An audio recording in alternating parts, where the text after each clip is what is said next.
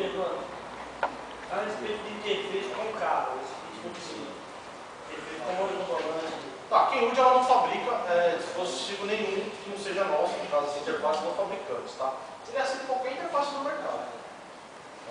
Algumas a gente até indica, tem a interface da Fafitec, que vocês trabalham, que pô, eu acho muito boa. Você não gosta? Eu gosto bastante dos produtos deles assim, isso dá problema.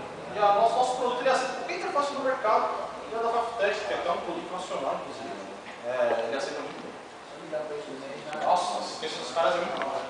Quem é bom de trabalho, a gente faz questão de exaltar. O pessoal da Fafitec, todo mundo parabéns pelo trabalho deles.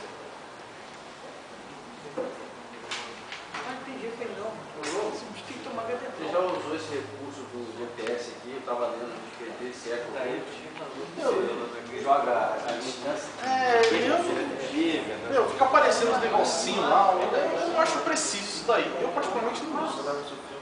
Mas tem uma gente que usa, que acompanha, porque você tem a opção de você ficar acompanhando só troca de marcha, se você não tocando a marcha certa, porque vem mudando a cor lá, para você esticar muito, pisar muito. Eu gosto de xarope. Eu particularmente acho que é pra encher linguiça, mas tem gente que fala que gera economia de combustível e tudo mais. Eu não uso. Realmente no carro tem, se você for lá, vai estar desabilitado. Então você tem a opção de deixar habilitado ou não. Tem gente que no trajeto de rota, mas já vem habilitado? Não, você configura. O aparelho do jeito que vem de fábrica, você desabilita isso? Não, ele vem desabilitado. Tá, você vai lá e deixa ativado isso daí. Aparece o símbolo do lado, você vai acompanhando por ali. Você clica lá e ele te dá toda a leitura. É interessante. Não tenho tempo para essas coisas. Tá, pessoal, no material de vocês também tem aqui as especificações dos dois cabos, tá?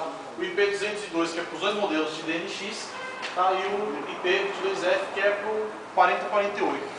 Pessoal, para o 4048 ele aceita iPod áudio sem precisar do cabo. Tá? Esse cara aqui. O cara tem um iPod lá com as músicas, lá, um iPod Classic de 160 GB, um